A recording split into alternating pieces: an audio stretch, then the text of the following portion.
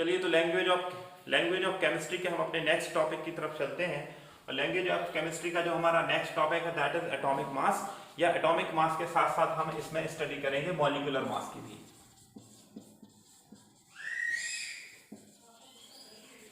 ठीक है, तो एटॉमिक मास और मॉलिक्यूलर मास दोनों की हम स्टडी यहां पर करने वाले हैं।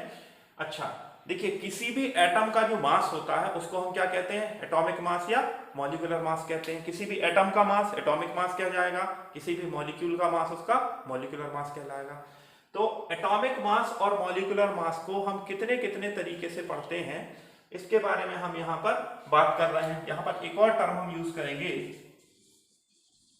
Average atomic mass. ठीक है, तो इनको पढ़ने से और एक टर्म और यूज होती है मोलर मास। ठीक है, तो 1 to 1 हम सारी चीजों को पहले हमने एक बार इसीलिए लिख लिया है ताकि कुछ छूटे ना। कई बार क्या होता है कि कुछ टर्म्स कंफ्यूजन में छूट जाते हैं। ठीक है, तो टर्मिनोलॉजी हो सकता है, ये टर्मिनोलॉजी है ये मोल कंसेप्ट में बहुत ज्यादा यूज होती है, इसलिए हम यहाँ पर इसको एक बार पढ़ लेंगे, बहुत अच्छे से देख लेंगे। तो मोल कंसेप्ट में पढ़ते समय भी आपको लेकर के इसको कंफ्यूजन बहुत ज्यादा नहीं होगा। ठीक है, चलिए हम शुरू करते हैं एटॉमिक मास या मॉलिक्यूलर मास। तो देखिए, कोई भी जो एटम होता है या कोई भी जो मॉलिक्यूल होता है, उस मॉलिक्यूल के अंदर कुछ ना कुछ वेट होता है, मास होता है, और उस मास को हम उसके वेट के फॉर्म में मेजर करते हैं। ठीक है, अच्छा तो ये जो मास है या जो वेट है जिसे हम एटॉमिक मास या एटॉमिक वेट कहते हैं, हालांकि मास और वेट दो अलग अलग चीजें हैं।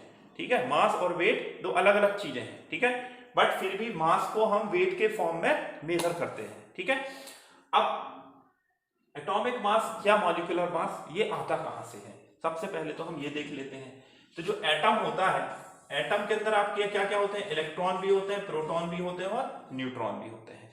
अब इलेक्ट्रॉन का जो मास है ये क्या होता है, बहुत कम होता है, और बहुत कम होने के कारण हम इसको नेग्लिजिबल मान लेते हैं या हम इसको जीरो मान लेते हैं।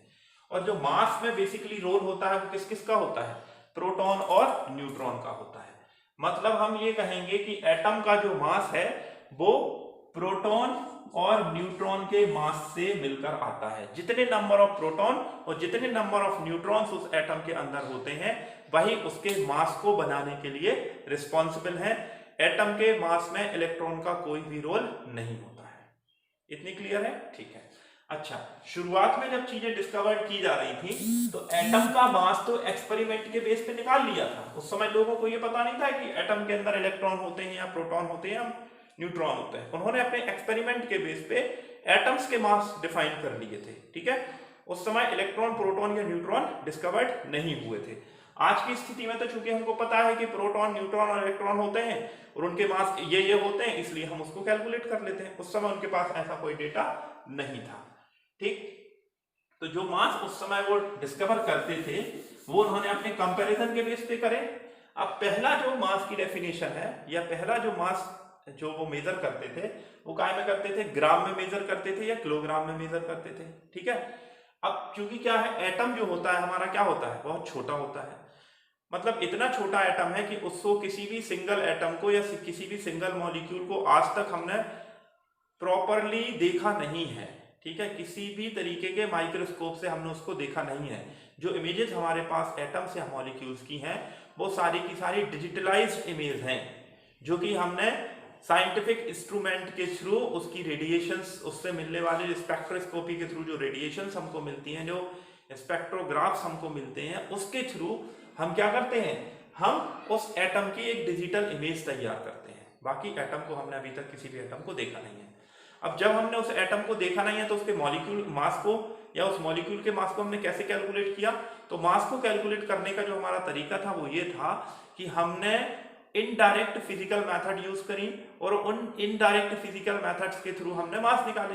मान लीजिए हमने कोई केमिकल चेंज को लिया और एक फिक्स कंपोजिशन पे लिया और उस पूरी प्रोसेस में हमने देखा कि इतने इतने इतने इतने ये चीजें ली जा रही थी, इतना ये बन रहा है, इतना ये बन रहा है। तो इस तरीके पूरा एक एक्सपेरिमेंट की चेन के बेस पे हमने क्या कर लिए थे, मास उस समय कैलकुलेट किए थे। ठीक है, आज तो हमें पता है कि इलेक्ट्रॉन का मास इतना है, प्रोटॉन का मास इतना है, न्यूट्रॉन का मास इतना है, सोडियम के अंदर इतने इलेक्ट्रॉन होते हैं, इतने प्रोटॉन होते हैं और इतने न्यूट्रॉन होते हैं, तो प्रोटॉन प्लस न्यूट्रॉन उसका मास इतना हो जाएगा। ये आज की कंडीशन है। ठीक है, तो सबसे पहली चीज एटॉमिक मास या मॉलिक्यूलर मास को पहली चीज काय में डिफाइन करते थे, पहली चीज डिफाइन करते हैं ग्राम या किलोग्राम में, ठीक है। अब एक प्रोटॉन या न्यूट्रॉन का जो मास होता है 1.67 into 10 raise to the power -24 gram, या फिर हम कहेंगे 1024 -27 किलोग्राम, ठीक है। ये ग्राम में इतना और किलोग्राम में इतना, काय का मास है, प्रोटॉन का या फिर न्यूट्रॉन का। देखिए न्यूट्रॉन का मास प्रोटॉन के मास से हल्का सा ज्यादा होता है। यदि जैसे मान लीजिए प्रोटॉन का हम कहते हैं 1.66 हम कहते हैं प्रोटॉन का, तो 1.66 कहते हैं प्रोटॉन का और 1.67 हम कह देते हैं न्यूट्रॉन का। बाकी सारी चीजें सेम होती है, ठीक है। तो जितने नंबर ऑफ प्रोटॉन्स और जितने नंबर ऑफ न्यूट्रॉन्स उसमें प्रेजेंट होंगे उसी हिसाब से उसका मास बढ़ जाएगा, ठीक है। तो ये मास काय में निकाला गया है, किलोग्राम में। अब लेकिन आपकी यूनिट बहुत छोटी है, आपका मटेरियल बहुत छोटा है और यूनिट आपकी बहुत बड़ी है, तो बार बार इतना बड़ा नंबर यदि हम उसको लिखेंगे इस तरीके से तो थोड़ा सा लॉजिकल नहीं है। ठीक, इसको ऐसे समझिए, जैसे मुझे यहाँ से लेकर के बॉम्बे जाना है और बॉम्बे से यहाँ से लेकर के बॉम्बे की दूरी मान लीजिए फॉर एग्जाम्पल 1000 किलोमीटर है। उस 1000 किलोमीटर को मैं सेंटीमीटर में लिखूं कि बॉम्बे यहाँ से इतने सेंटीमीटर है, तो क्या मेरी बात लॉजिकल होगी? हम जब ज्यादा डिस्टेंस को लिख रहे हैं तो हम काय में लिखेंगे, किलोमीटर में लिखेंगे, और जब कम डिस्टेंस को लिख रहे हैं तो हम काय में लिखेंगे, मीटर में लिखेंगे, सेंटीमीटर में लिखेंगे। मान लीजिए आप मार्केट जाएं और आपको अपनी शर्ट बनवाने के लिए कपड़ा खरीदना हो और आप किलोमीटर में कपड़ा खरीदें, ठीक है। उस आपको 2 मीटर कपड़ा खरीदना है बट आप कैलकुलेट करके कहो कि भाई इतने किलोमीटर कपड़ा दे दो, तो वो व्यापारी क्या कहेगा, कहेगा कि आपका दिमाग खराब हो गया है क्या, आप मीटर में नहीं बोल सकते। ठीक वही दिक्कत हमें किसके साथ हो रही थी, एटम के साथ हो रही थी कि एटम जो हमारा बहुत छोटा है और यूनिट जो हमारी है ये क्या थी, बहुत बड़ी थी। तो ऐसी कंडीशन में हम ग्राम में या किलोग्राम में उसको यूज बहुत अच्छे तरीके से नहीं कर पा रहे थे। तो ऐसी कंडीशन में हमने एक दूसरी यूनिट तैयार करी जिसे हम कहते हैं AMU, एटॉमिक मास यूनिट, या जनरली तौर पर उसको क्या बोला जाता है, यूनिट, ठीक है। तो क्या बोला जाता है, एटॉमिक मास यूनिट या यूनिट, ये दूसरी यूनिट थी। मतलब इसमें हम यूज करते हैं, जब यूनिट AMU या U में ही यूज करते हैं तब इसी को हम क्या बोलते हैं, रिलेटिव एटॉमिक मास या relative molecular mass. Relative atomic मास या रिलेटिव मॉलिक्यूलर मास जो होता है ये लिया जाता है एक स्पेसिफिक एलिमेंट के स्टैंडर्ड में। देखिए किलोग्राम और ग्राम को हमको हटाना था, तो हमने क्या किया, कार्बन को स्टैंडर्ड माना और कार्बन का मास हमने क्या माना, मेजर किया कि कार्बन का मास हमने मान लिया 12, और कार्बन के एटम के हमने कितने टुकड़े कर दिए, 12 टुकड़े कर दिए, ठीक है। कार्बन का मास कितना था, 12 था, और कार्बन के कितने टुकड़े कर दिए हमने, 12 टुकड़े कर दिए, तो हर टुकड़े का मास कितना बचा, 1 बचा। तो इसीलिए हम कई बार हम क्या लिखते हैं, C12 ऑफ 1/12 ऑफ C12, और इसी को हमने बोल दिया 1AMU।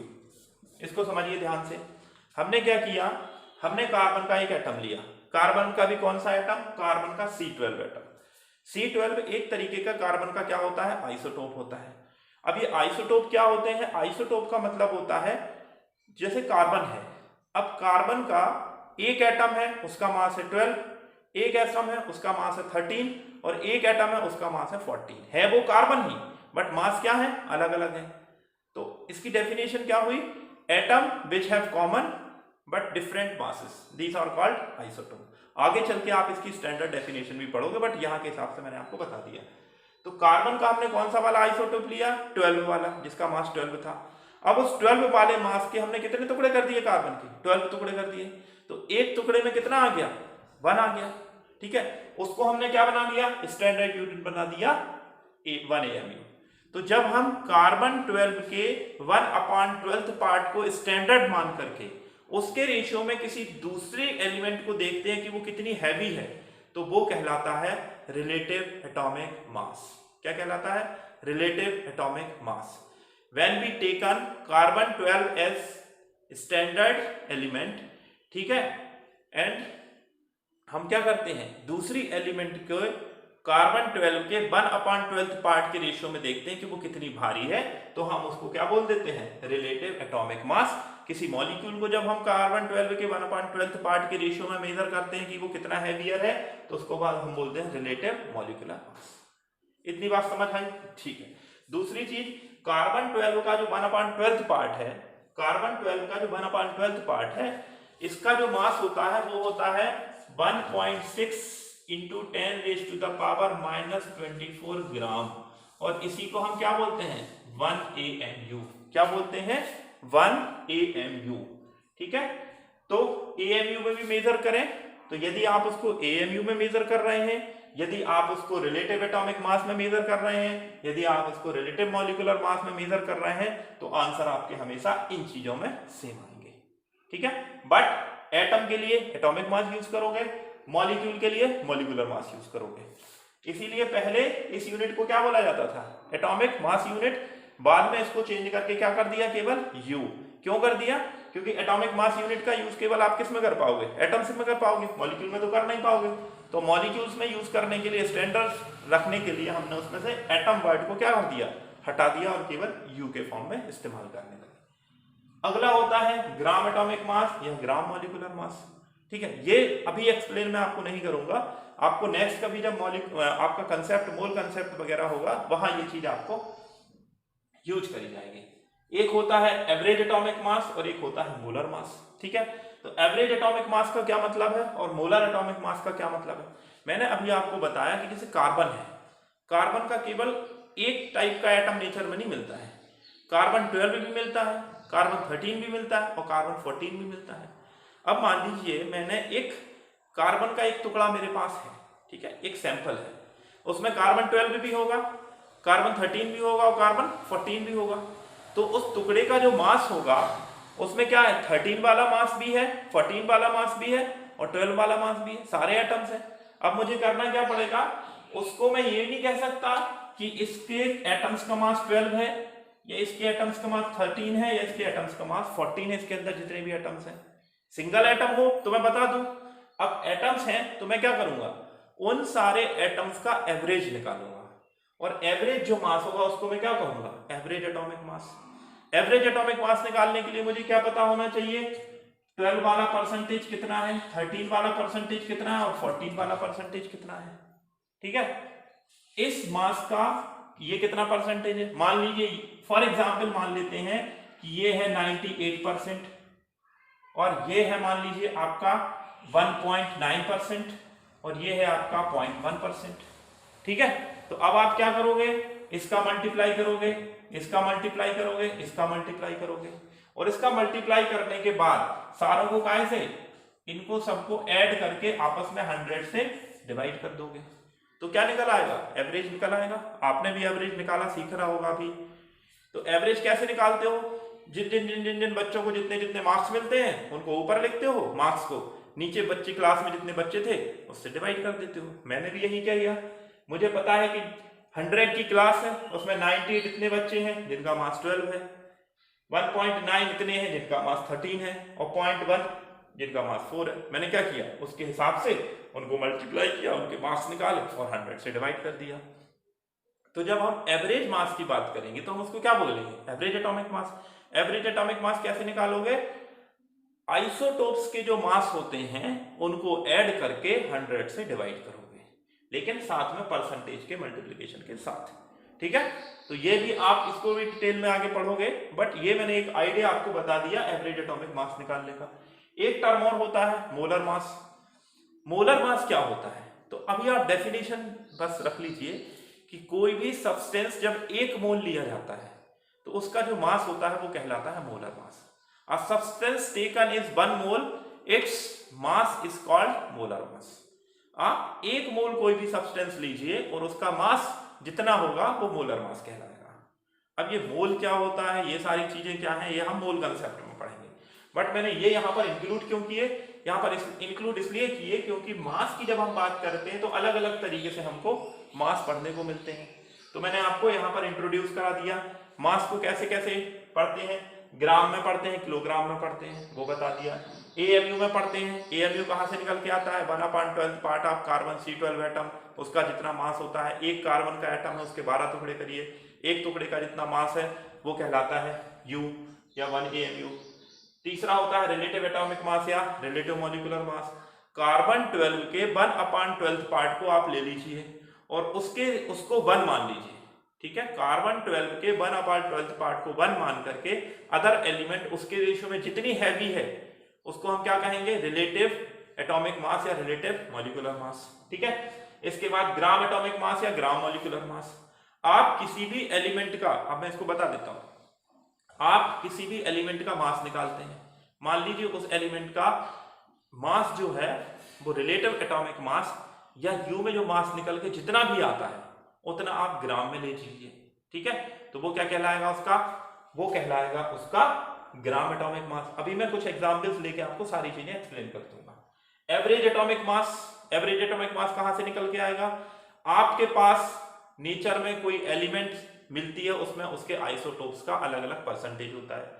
नेचर में आपको जो एलिमेंट मिलती है उसमें वो क्या होता है, मिक्सचर ऑफ आइसोटोप होता है। और बहुत अच्छी स्टैंडर्ड लैंग्वेज में हम कहें तो एलिमेंट के अंदर उसके आइसोटोप्स का मिक्सचर होता है, इसलिए उनका मास फिक्स ना होकर के क्या हो जाता है, एवरेज निकालना पड़ता है। तो mixture of all isotopes is called average atomic mass. Mass of average of all isotope is called average atomic mass, ठीक है। Molar mass, when we taken substance 1 mole, ठीक है, 1 मोल हमने सब्सटेंस लिया, उसका टोटल जितना मास ग्राम में निकल के आ रहा है उसको हम क्या बोलते हैं, मोलर मास। हम क्या करते हैं, सब्सटेंस को कितने में लेते हैं, हम लेते हैं सब्सटेंस को 1 मोल, और 1 मोल लेकर के सब्सटेंस को हम ग्राम में या किलोग्राम में मेजर करते हैं, तो हम उसको क्या बोलते हैं, मोलर मास कहते हैं। मोलर मास को जनरली तौर पे ग्राम में मेजर किया जाता है। चलिए हम क्या करते हैं, कुछ एलिमेंट्स पकड़ते हैं और एलिमेंट्स को लेकर बात करते हैं।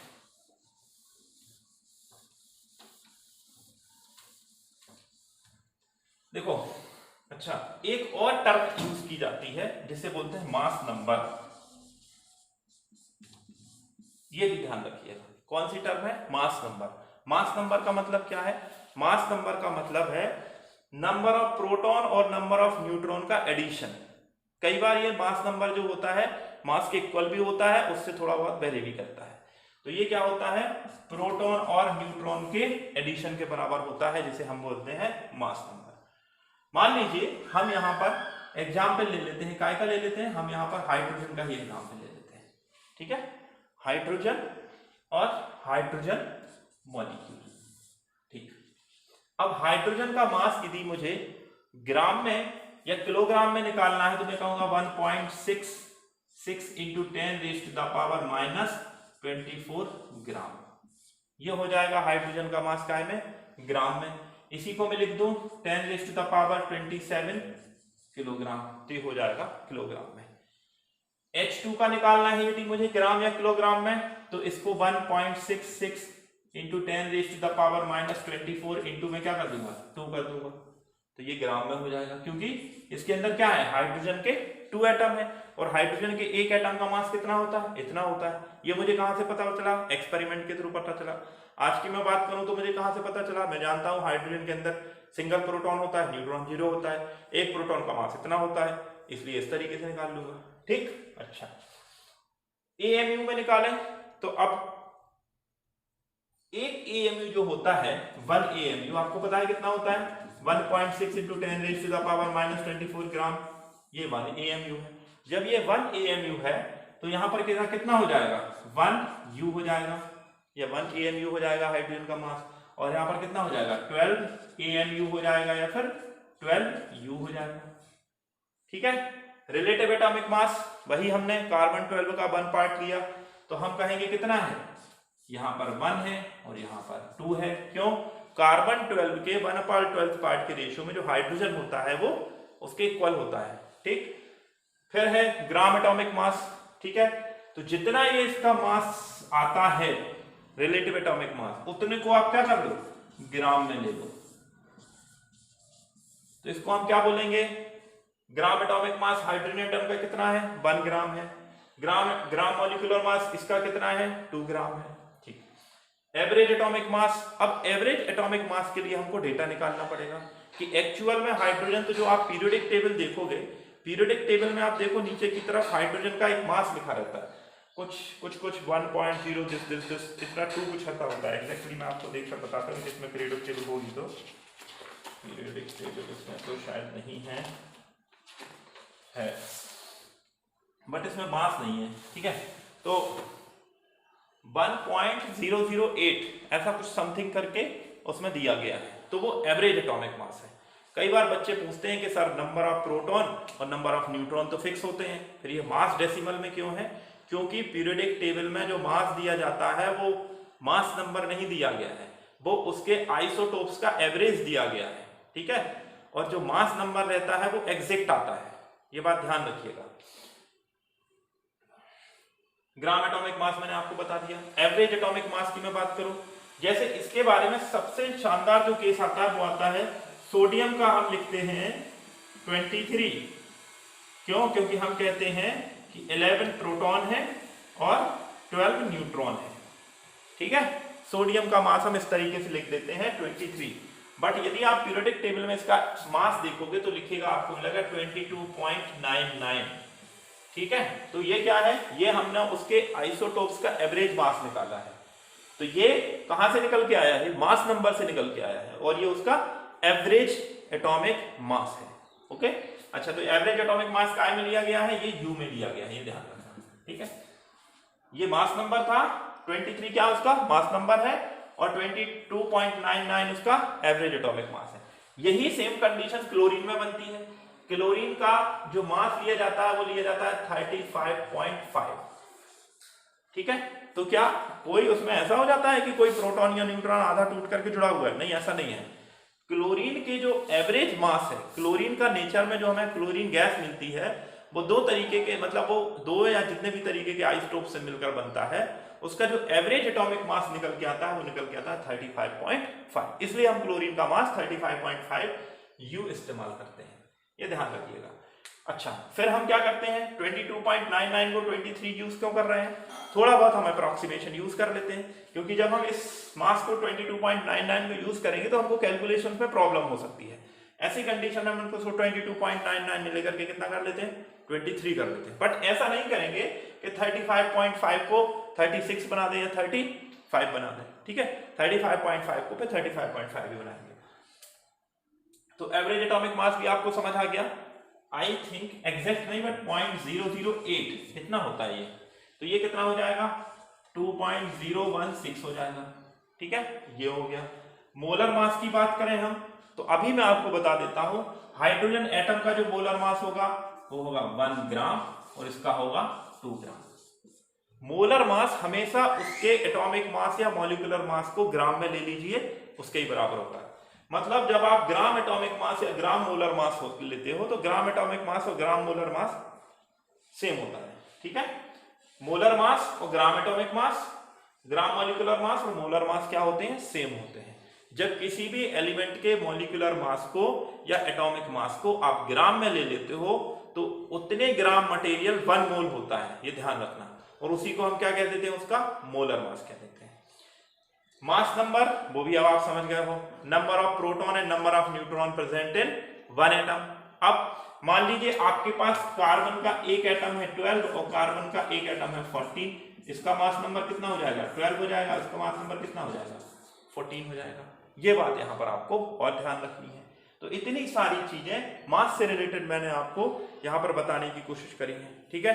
अच्छा, अब जो भी यदि आपको इसमें कोई डाउट्स निकल कर आते हैं, कभी कोई दिक्कत होती है, दिस इज माय नंबर 9630831010। आप इस पे व्हाट्सएप पे मैसेज डाल दीजिएगा। इनकेस यदि संभव हुआ तो मैं आपको जरूर रिस्पॉन्स करूंगा, ठीक है। This is my number. इससे रिलेटेड यदि आपको कोई डाउट है तो आप डाल दीजिएगा, मैं कोशिश करूंगा तो आपको एक ठीक ठाक समय में उस चीजों के आपको आंसर देने की कोशिश करूंगा, ठीक है। ओके, तो एटॉमिक मास, मॉलिक्यूलर मास को लेके इतनी सारी चीजें हैं। इनकी डेफिनेशंस की थोड़ी सी वो है, आप डेफिनेशंस को क्या करिए, एक बुक में से खासकर एएमयू की डेफिनेशन, रिलेटिव एटॉमिक मास, रिलेटिव मॉलिक्यूलर मास और मोलर मास की डेफिनेशन, ठीक है। ये 4 डेफिनेशन आप उसमें से प्रॉपरली लिख लीजिएगा। ग्राम एटॉमिक, ये आपको एएमयू की डेफिनेशन लिखनी है। आप क्या लिखोगे? 1/12 part of C12 atom is called is equal to this, उसकी वैल्यू एएमयू और उसकी वैल्यू ग्राम में इतनी होती है। ग्राम एटॉमिक मास या रिलेटिव एटॉमिक मास, इसको कैसे डिफाइन करोगे? तो इसको डिफाइन करने के लिए जो आपको तरीका यूज करना है वो आप ऐसे लिख सकते हो रिलेटिव एटॉमिक मास, आप चाहे तो नोट कर लें, relative atomic mass of any element means once atom of element is heavier than 1/12th part of NC12 का atom. Relative atomic mass of any element means one atom of that element is heavier than 1/12th part of NC12 carbon atom या C12 atom या carbon 12 atom. ठीक है, इतनी बात है. अच्छा, एक चीज और बच्चे अक्सर पूछते हैं कि सर कार्बन को ही क्यों चूज किया, हाइड्रोजन को यदि चूज कर लेते तो ज्यादा बेहतर रहता. क्यों? हाइड्रोजन का मास 1 है, यदि हाइड्रोजन को चूज करते तो 1/12 पार्ट ऑफ C12 नहीं लिखना पड़ता, उसमें सीधा करते कि the atom of element is heavier than ratio of hydrogen element. Hydrogen के एक एटम के रेशियो में कोई दूसरी जो एलिमेंट होती है वो जितने गुना भारी होगी वो उसका U हो जाता. तो हाइड्रोजन को एज अ U स्टैंडर्ड के लिए चूज नहीं किया गया, ऑक्सीजन को स्टैंडर्ड के लिए चूज नहीं किया गया, कार्बन को स्टैंडर्ड के लिए चूज क्यों किया गया? तो उसका जो रीजन था वो ये था कि जो कार्बन हम लेते हैं, देखिए लंबे समय तक इस पर काम हुआ, कार्बन को लेकर भी बात हुई, हाइड्रोजन को लेकर भी बात हुई और ऑक्सीजन को लेकर भी बात हुई.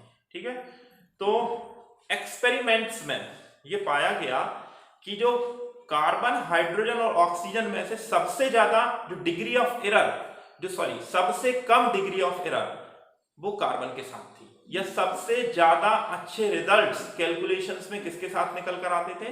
कार्बन के साथ निकल कर आते थे. मैं फिर से रिपीट कर रहा हूं, केवल सिंगल रीजन है, कार्बन, जो कार्बन 12 C12 एटम जो था उसमें जो डिग्री ऑफ एरर थी वो सबसे कम थी in ratio of oxygen, in ratio of hydrogen. इसलिए कार्बन को as a standard element choose किया गया, और कार्बन को चूज नहीं किया है, कार्बन 12 को एज अ स्टैंडर्ड यूज किया जाता है.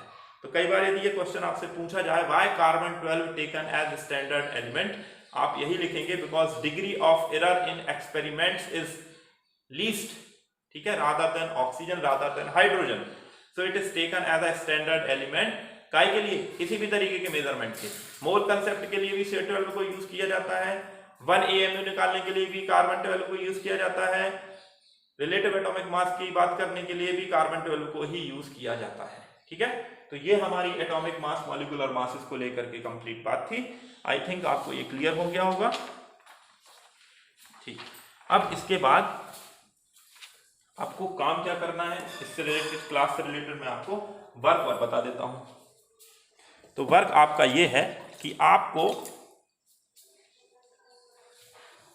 कुछ एलिमेंट्स, मैं जो बार बार कहता हूं कि एलिमेंट्स के आपको क्या करने हैं, एलिमेंट्स के आपको नंबर्स जो हैं